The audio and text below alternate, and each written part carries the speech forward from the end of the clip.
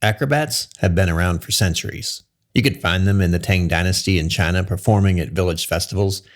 You could find them putting on displays in a European court in the Middle Ages.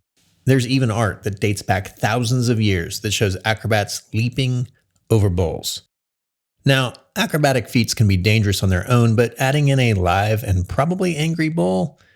Yeah, no thanks. But even considering the bulls, I think that maybe one of the hardest things about being an acrobat is how much you have to trust the person who is supposed to catch you.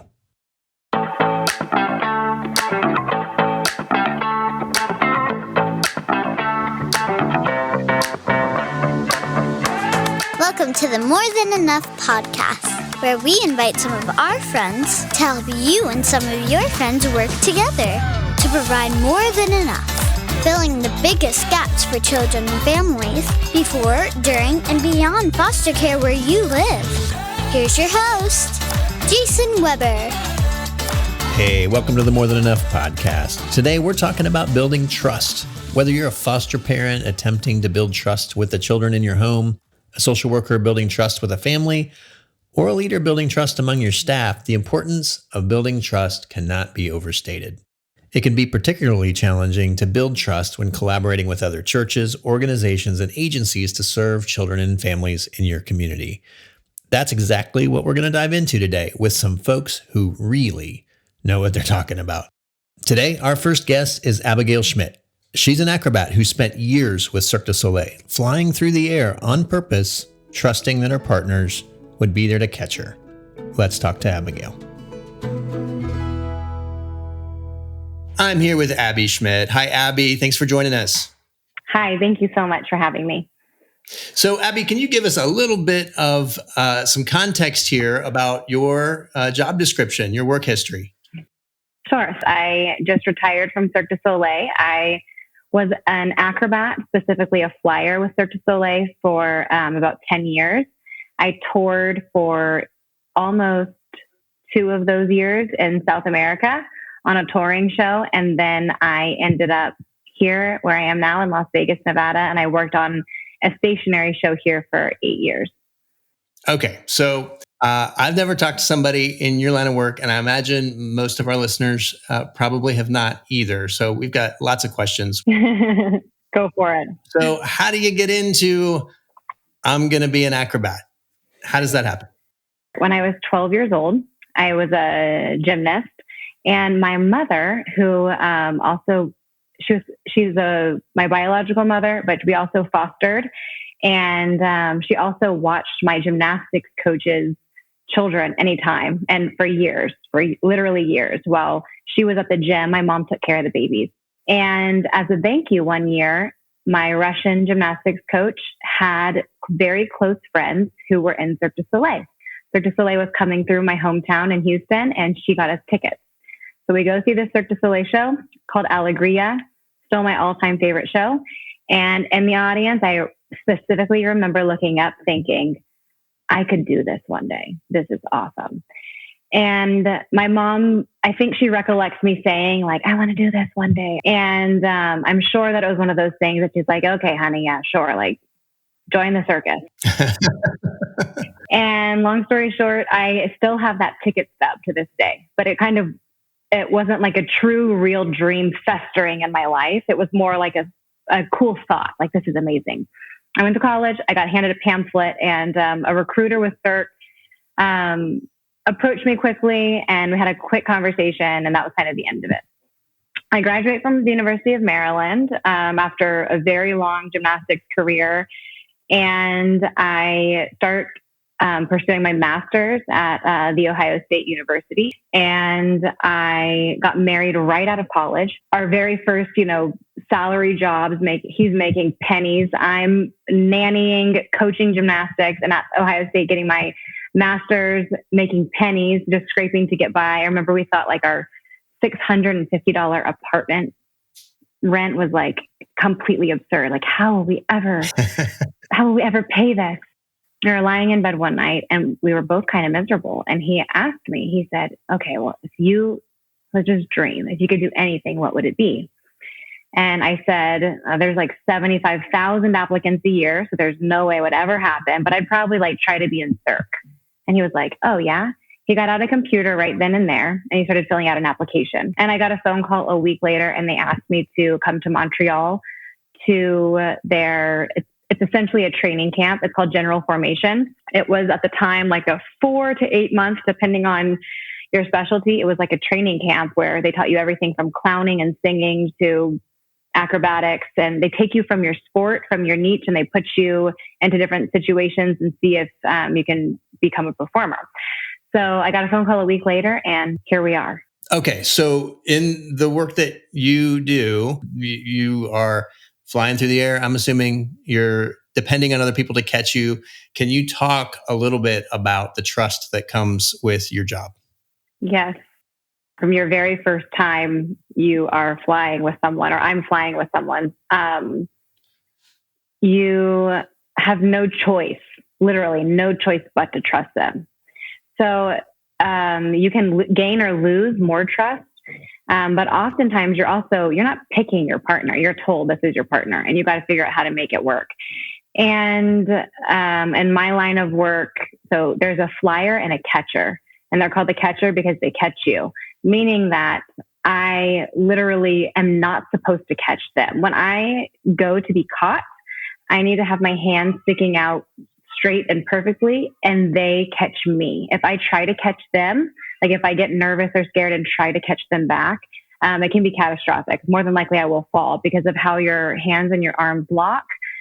You're waiting on them to catch you first, and then you actually kind of slide down your arm, maybe, an inch or two, and you go into what's called a lock.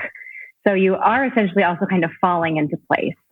So yeah, it's really important not just to trust them, but to choose to trust them and to allow them that trust. Because if I try to take control, then I'm going to be in the water. Essentially, I worked in a water show, or on what we call the buvette. So you either fall into a net or into a big pool.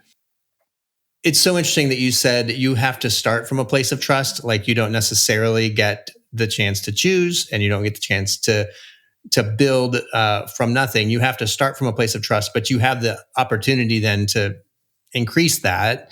How does that happen? How do you end up increasing or decreasing trust with somebody in that circumstance?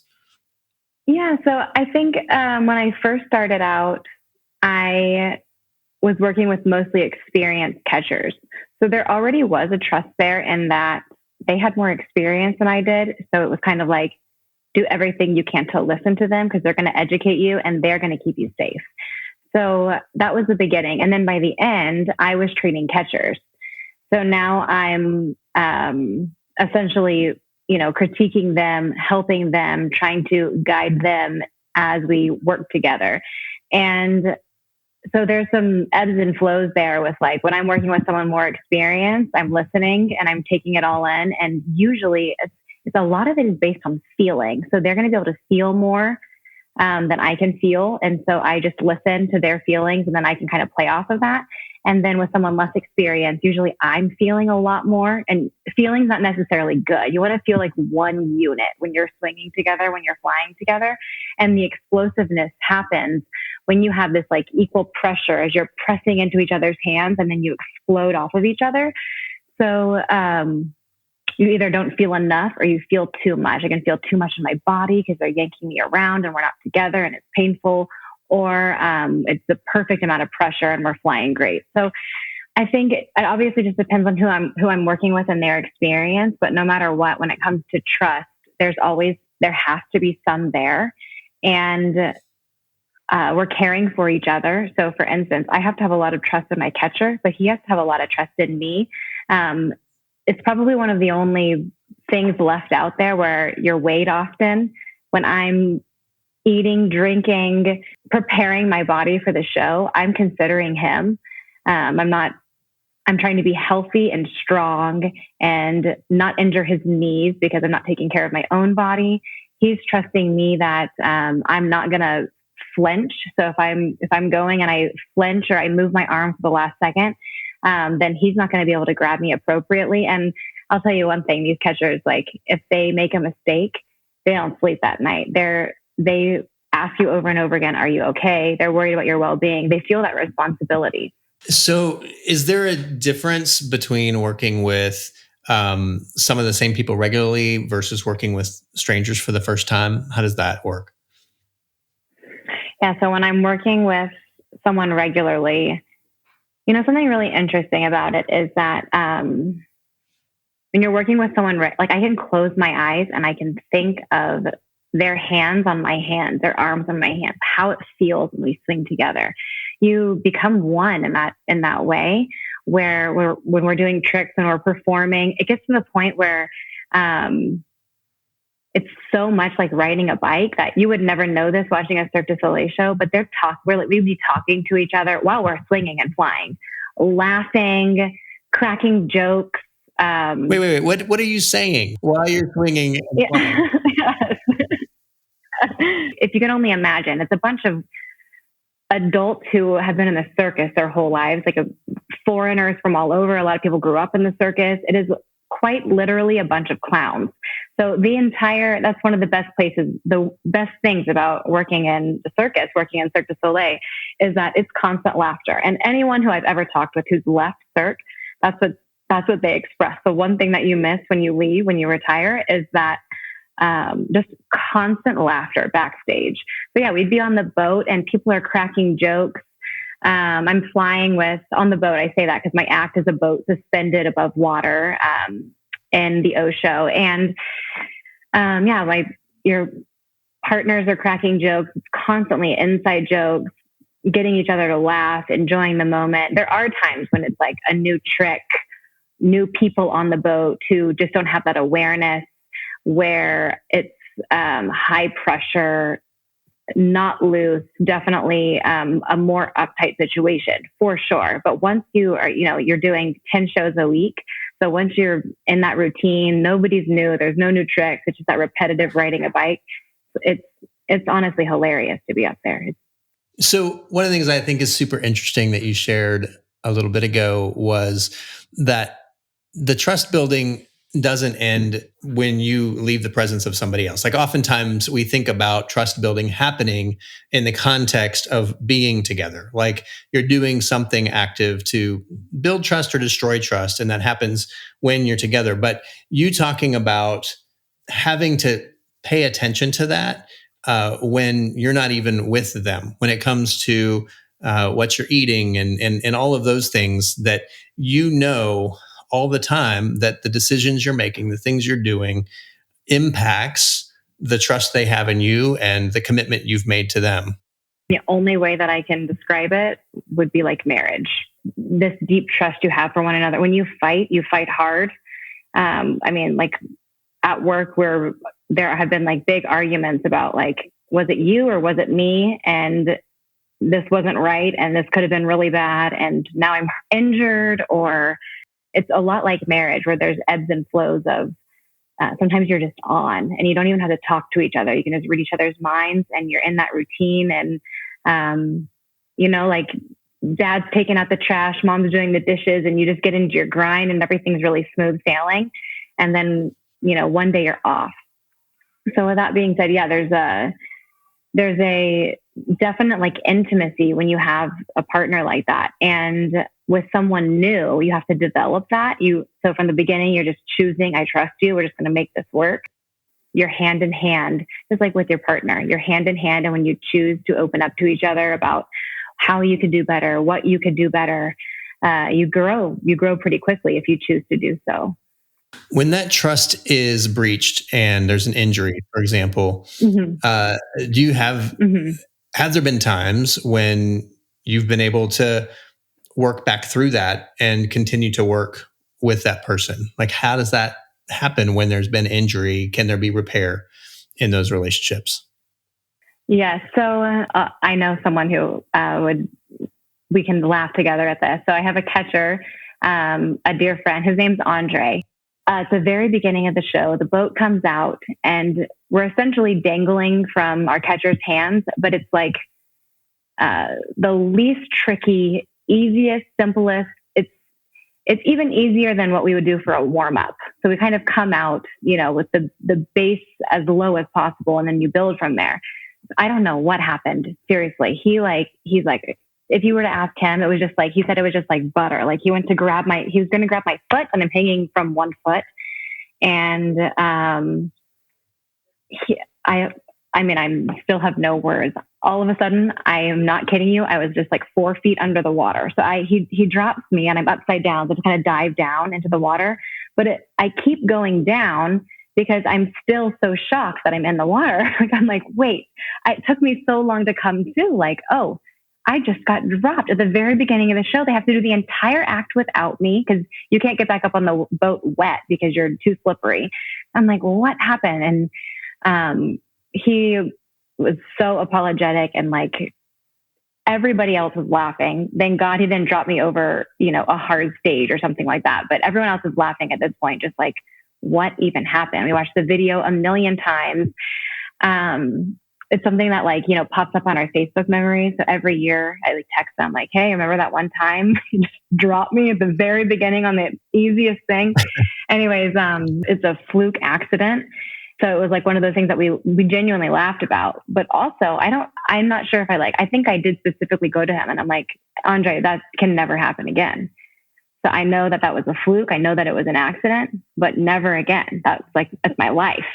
And you need to take your time, make sure you have the grip correctly, and then we move from there. But it was almost just a careless mistake where we had done it so many times, and my foot was probably in the same place 450 times a year. And maybe that day it was either slightly off or his hand was slightly off, and he closed his grip before my foot was appropriately locked in place. And I got dropped. So with that being said, then it's a choice on my end. And I remember being on the boat the next couple of weeks with him, doing that same sequence and being like, does he have my foot? Your foot has to be flexed. And I'm like, is my foot flexed as much as possible? Am I giving him the best opportunity?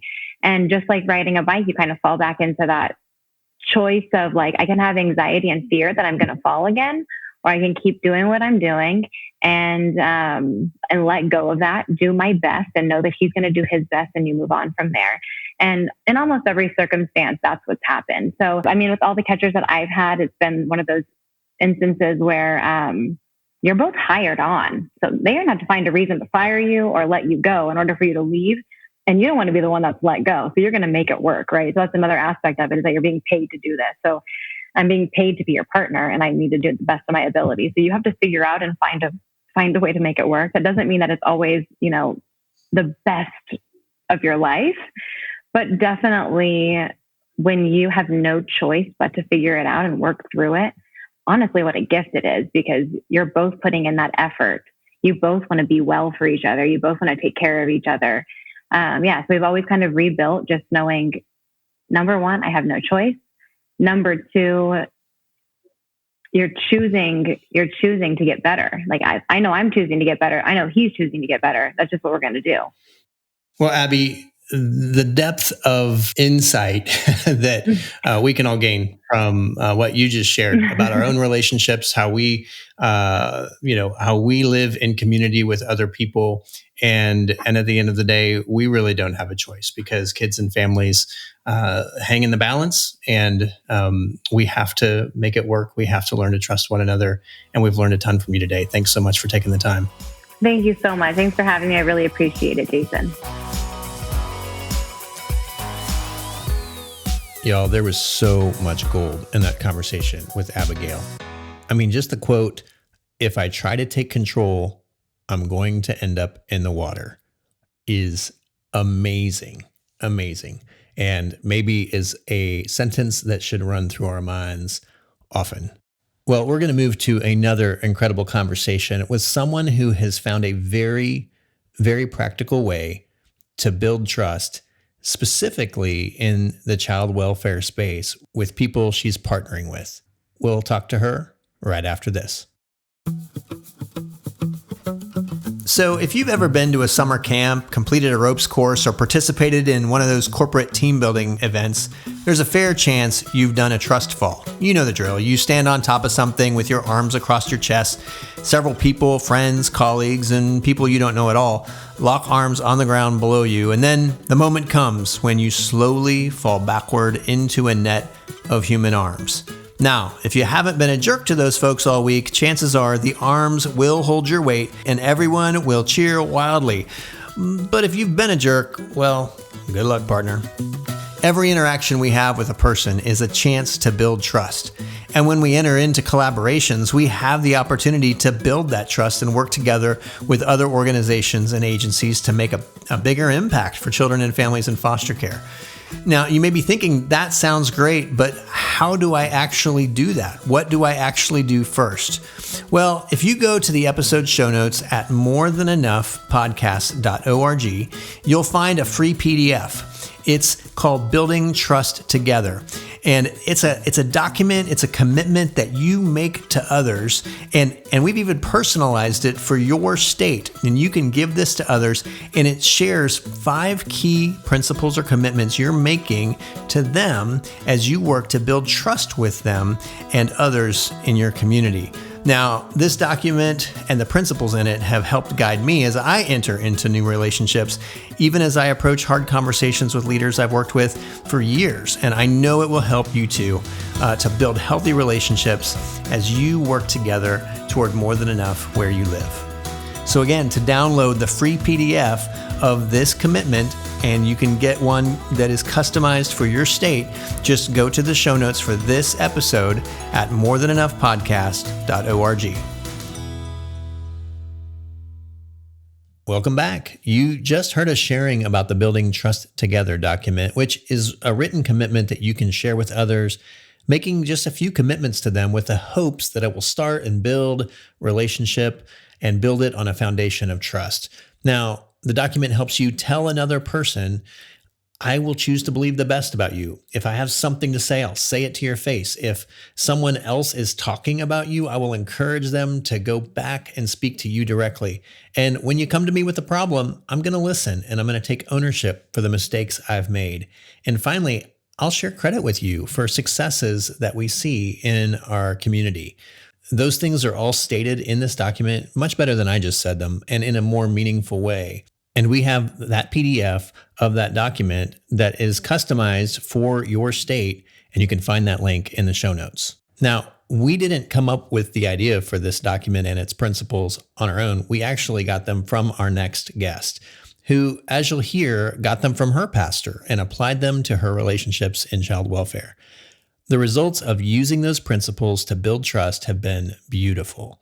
Leslie Reese leads the foster care ministry at North Point Ministries in the Atlanta area. We're going to learn more from Leslie about building trust and about those principles. Let's talk to Leslie. I'm here with Leslie Reese from North Point Ministries. Hey, Leslie, how are you? Hey, Jason, how are you? Doing great. Thanks so much for being with us. You bet.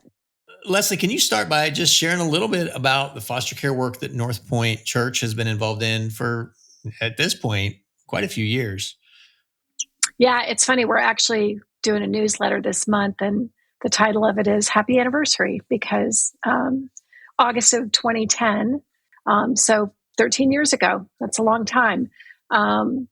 So, the ministry is really designed to create community for families who choose to foster, and we do that by recruiting other people who think that they want to have an involvement in the foster care space, but maybe don't think that they're in a position for whatever reason to be in the deep end as a foster parent. And so anyway, we recruit all those people and we, engineer them together into what we call an engineered extended family. It is a community creating ministry model for families who choose to foster and be in the deep end. Now, obviously, we've got kinship families now.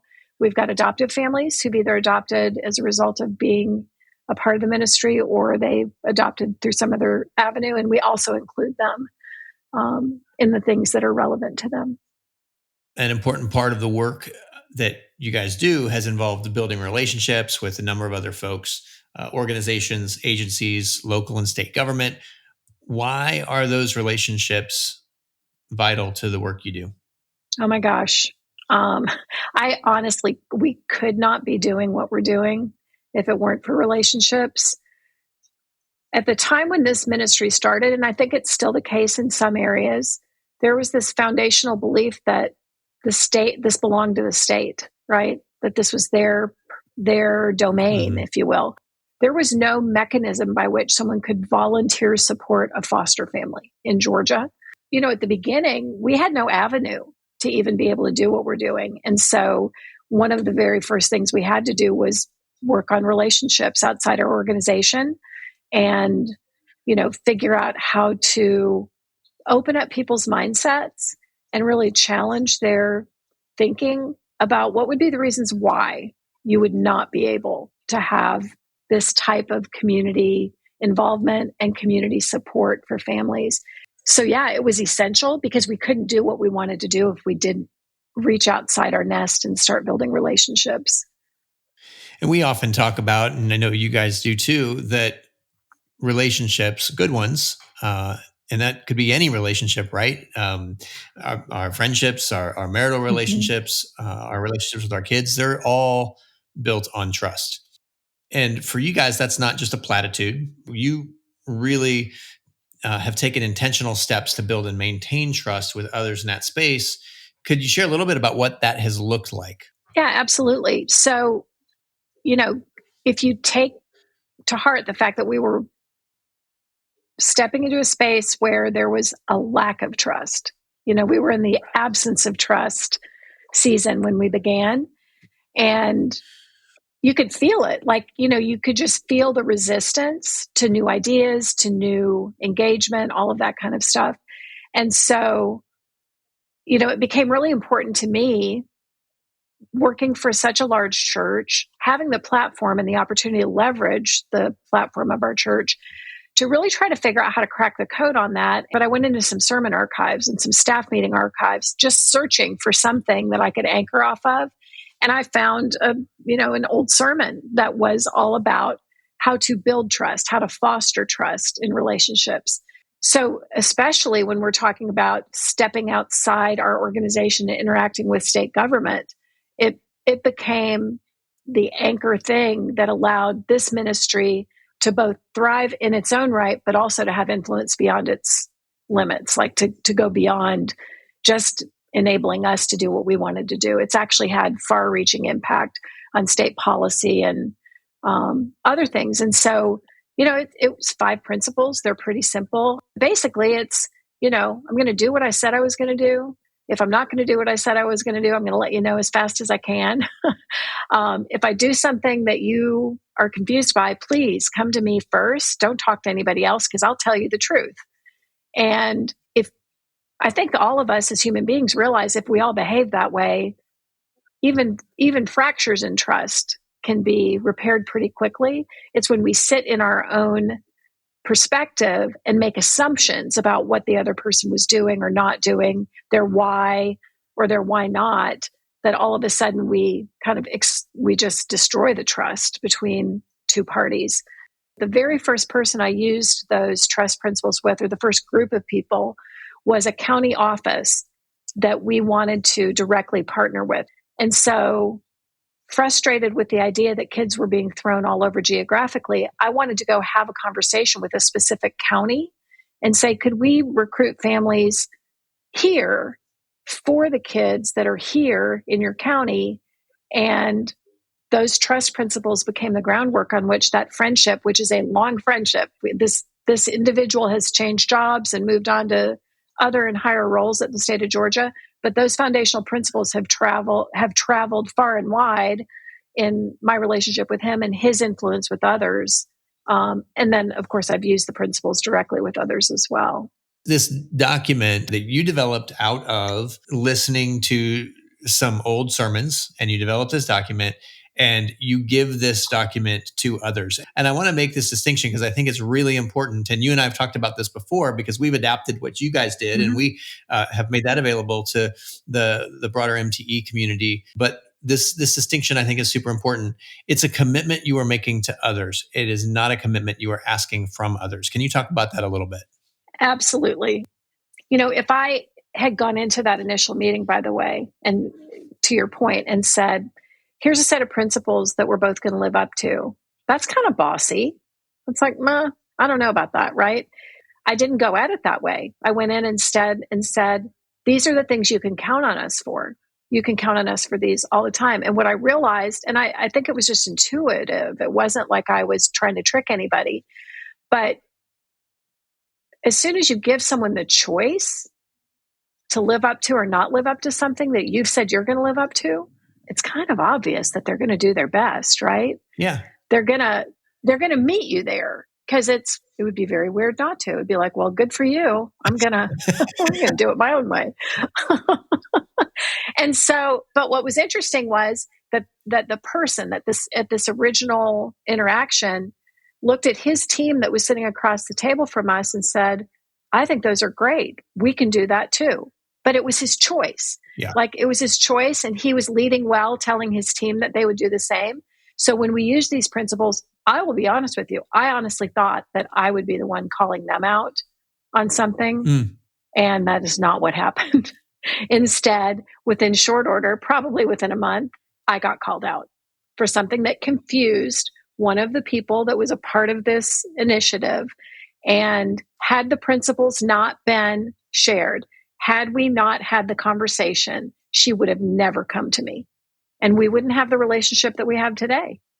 Can you share a little bit about that instance? Yeah. So we were co-training families, and every state in the country has the same HIPAA rules that say that if you are not a party to information about a child's case, so if you're not the foster parent, then you are barred from sharing information about the child's situation. And so we're in a training environment. A number of families were there, and this woman who worked for the department overheard another mother sharing some information with someone else, and immediately believed that they were violating the confidentiality agreements that we all have to adhere to. And like I said, that's pretty major. That's like, you can't trust these people. For sure. It wasn't an unfounded assumption on her part. It was a founded assumption. Yes. Until she had the courage to ask me about it. And then I was able to explain to her that it was actually the foster family speaking to the respite family that was partnered together on this case in our ministry, which was a new idea, an unfamiliar type of thing at that time, but completely a justified context in which information could be shared. And so, once she had the courage to ask me, and then I had the opportunity to explain, it was fine.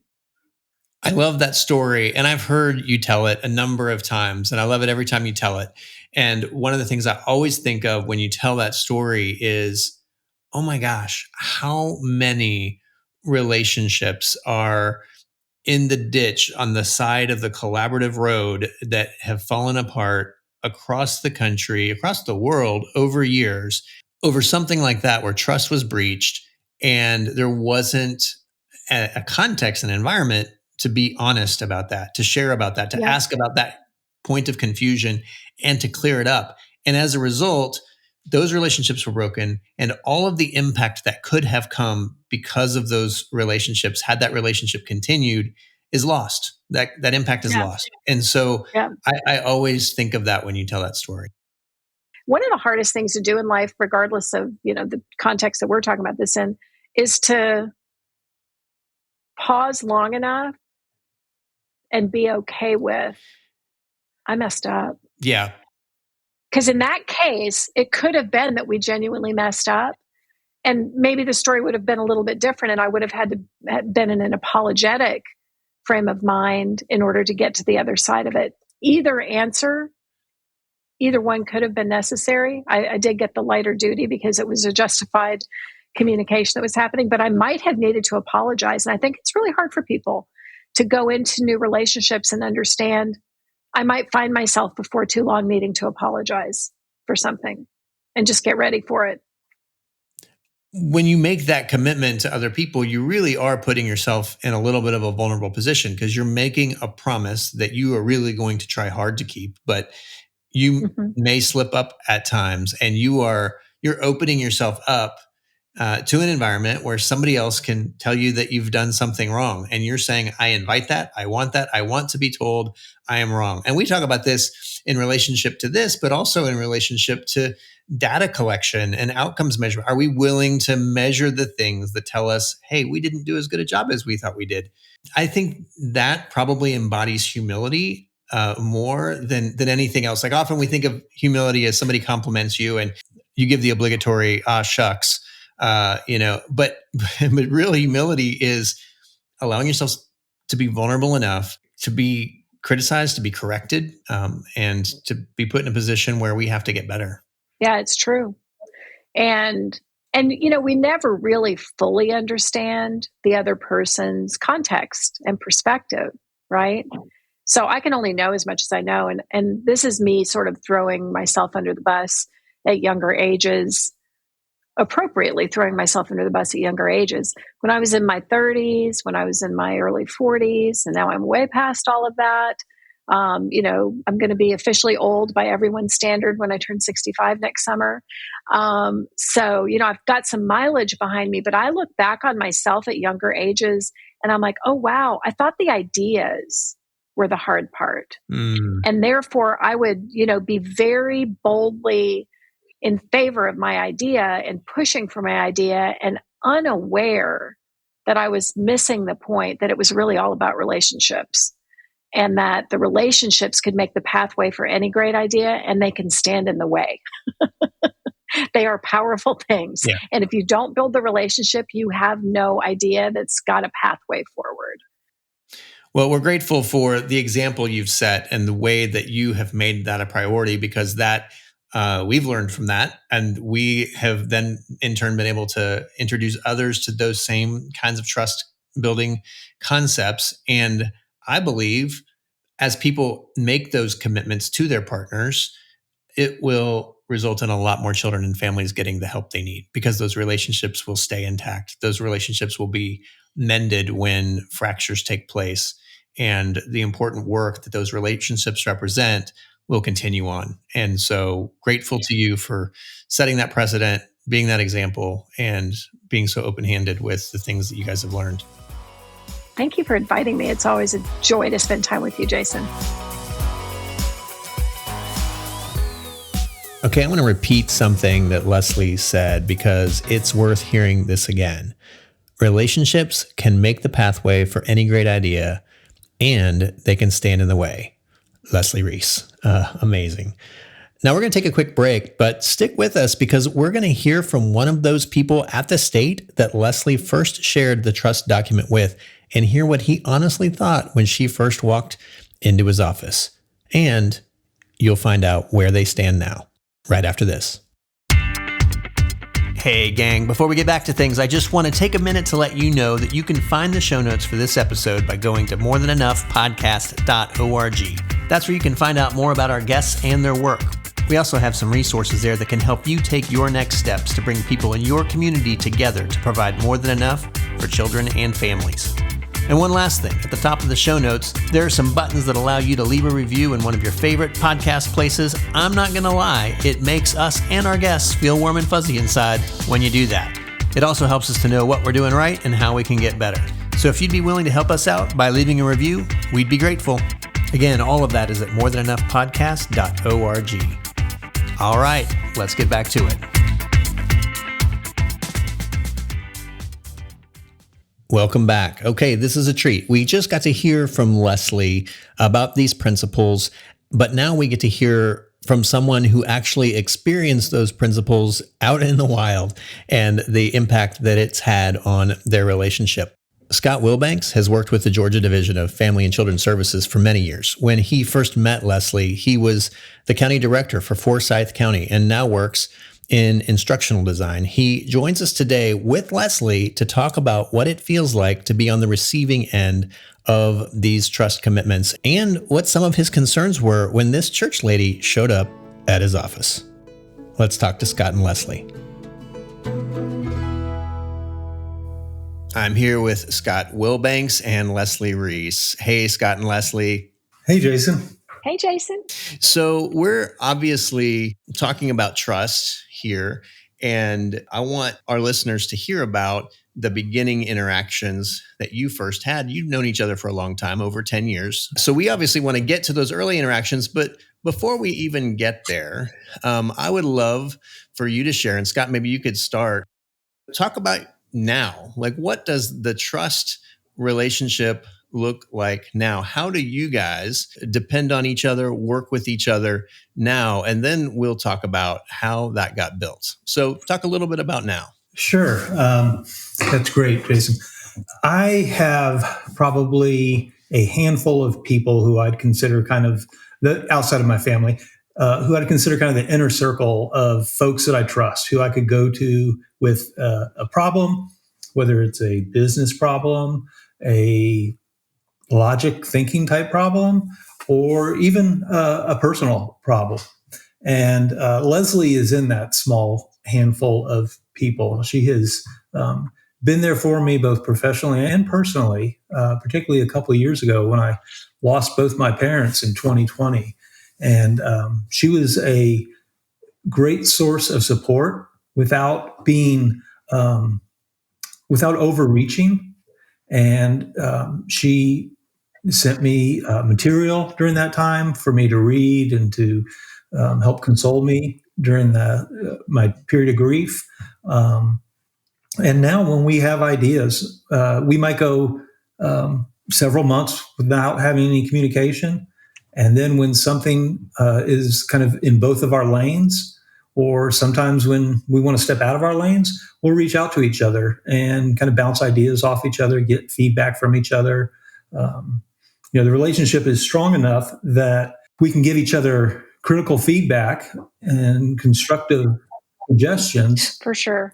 without it feeling personal. Leslie, how about you?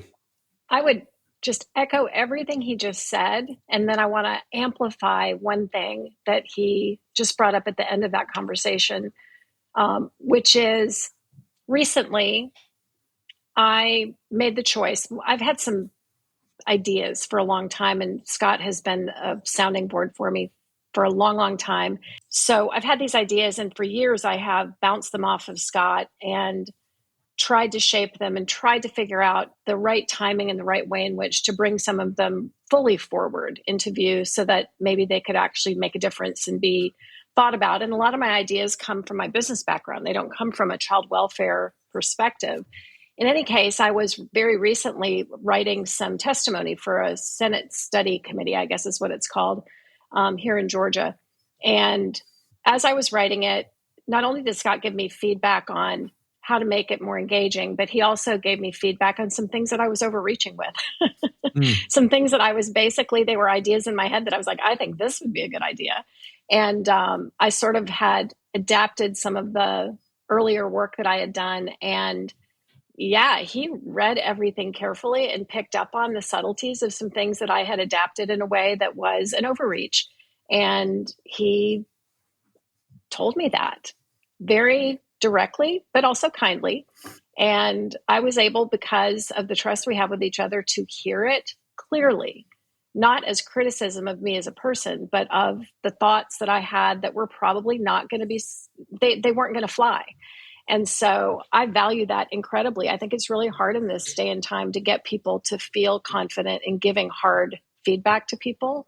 And so, yeah, I went and adapted it and, still submitted it, but submitted it with the wisdom that he was able to provide to make sure that it had its best shot at making a difference.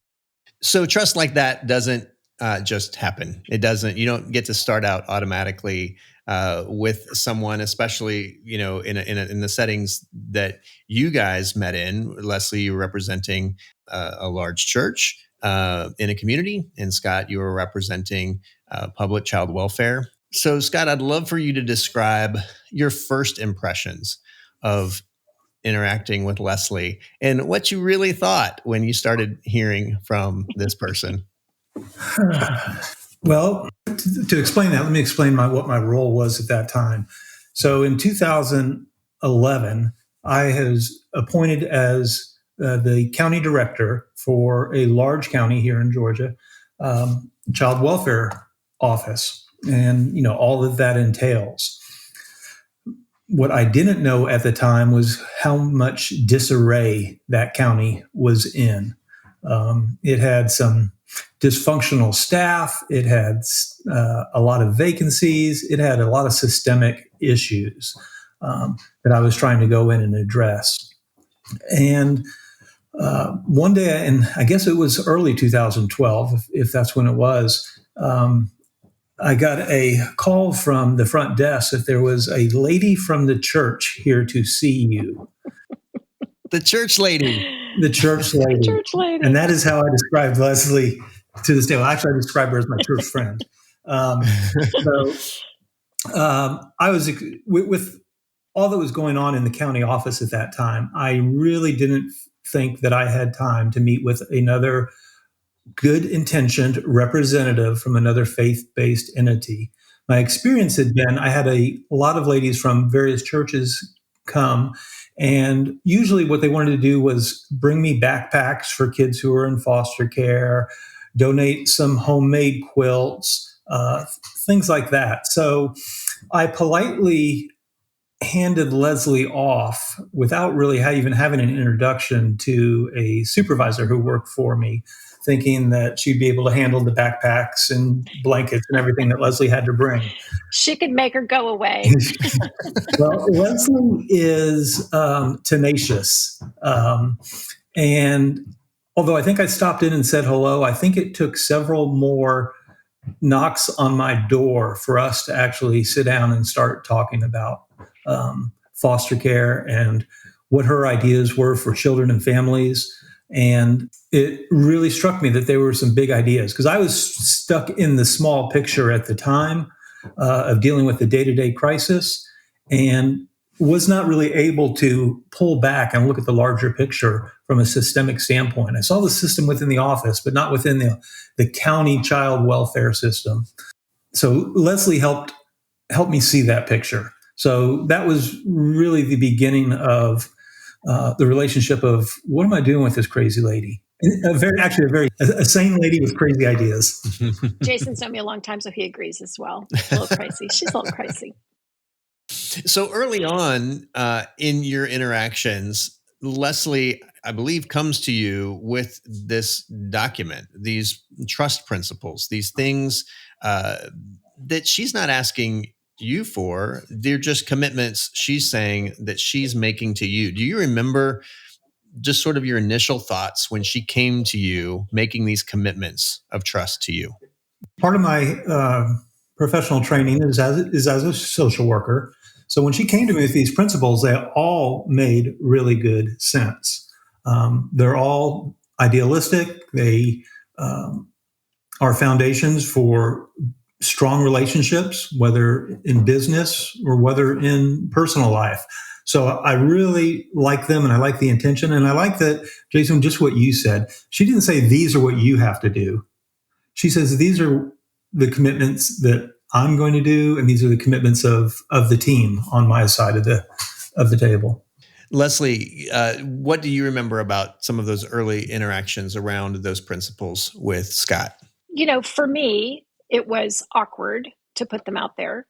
I had, because of the first interaction with Scott at the office that he described, I knew I was working against a little bit of preconceived notion that we were going to be work for them, and that the work that we were wanting to do with them was going to be hard for them. And so in that gap period between then and when I actually brought those principles into the conversation, I was searching for something to anchor off of that would quiet down some of the angst of their concern of putting in a bunch of effort to have very little long-term payoff. Because I think that is a common theme in child welfare, is well-meaning people and organizations coming forward, probably under leadership that itself doesn't fully understand the complications that the system side, the case side of things is dealing with. And so anyway, I just needed something to sort of create a space there where I could at least try to build my own credibility and build the credibility of our organization with that county DFACS office. And I will echo that, Jason. I really like how Leslie kind of hit it on the head for me when she said we were concerned about work for us, because there are a lot of well-meaning entities that come to us, and it is work for us. It didn't take really that long of listening to Leslie and having some dialogue back and forth to realize that she was taking work from us. She was helping lighten the load. And as chaotic as our office was at that time, that was a blessing. So the next trick was then trying to get everybody else on board in the office. Yeah. Talk about that. What was involved in that? Sure. Well, again, it goes back to relationships. It was getting Leslie introduced to people, getting them free to sit down with her, whether we had lunch together or we met in the office. And I think really it's one of those things where the proof is in the pudding.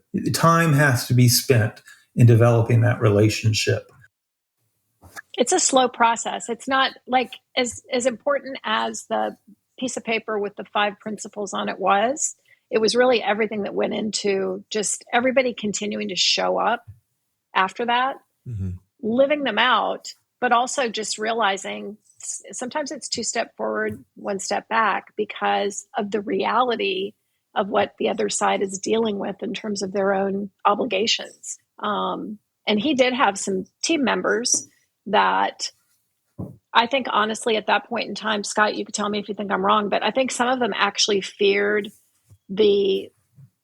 what their interpretation of the danger zone of church, state working together was. Like, I think that there was 10, 11 years ago, very few instances where a church had professionalized their side of helping, coming alongside the system. And therefore, people kind of hang on to what they think they know. And that church state language was hanging there, as something that was a kind of almost a given obstacle. And I'm just going to be kind of funny for a minute and tell you that one of his staff had said to me, well, church and state can't work together. And I said, well, okay, but I'm just me. So I'm not a church. I'm just a person. Can we work together? And that's, Jason, that's a really important point that Leslie brought up that I also wanted to hit on. Initially, I was reluctant. I didn't know, can a church, will the state work with a church in aligning towards serving children in foster care and serving families? And I went back to our policy and saw that churches were one of the main places we were supposed to go and recruit foster families from. And when I saw it was there, although I didn't see it happening in practice, I said, well, why wouldn't we do this? And then when Leslie explained the community of care model, I thought, wow, this really makes sense. And then when she said, these kids are going to stay in Forsyth County, and look how much sense it makes financially, socially, every aspect of it makes sense. We really started to kind of dream big, I think, right about then. And I was on board. I had to drag some of the staff along. But as I did, I think they also kind of witnessed the truth there. Something that I think about when you talk about having to bring some of the staff along, and you mentioned earlier just trying to get Leslie in front of them. I mean, that act alone of trusting her enough to know, hey, if I can just get them time with her, it's going to be okay because I trust this person enough to know that she will eventually win them over. Is that right? That is exactly right. And in fact, Leslie, I'm sure she'll probably remember this. I had the responsibility for organizing a much larger staff retreat. It was for the 13 Northeast counties here in North Georgia. And part of that organizing was having somebody come and speak to them during that retreat. And, I invited Leslie. It's a big ask. We weren't paying her anything. I think maybe we offered her lunch. But she was gracious enough to accept and came, and she put herself out there in front of all the staff. Something we talk about are the different stages of trust relationship. And of course, we start out, there's no relationship. You just don't know somebody. Then comes acquaintance. You've met them. Then comes collaborator. Hey, let's work on some stuff together. Then comes ally. We actually trust each other for some things, and I see them as a key person for advice. And then the final stage we talk about is friend. And one of the things I love early on in this conversation, we talked about Leslie being that lady from church. She was a church lady. And what you said, Scott, is you said, now I tell people she's my church friend. I had to pause there for a moment because, Leslie means a lot to me. She's really helped me personally develop my thinking. She's helped me develop my leadership style. I'll give you an example. Several years ago, I joined a team where there was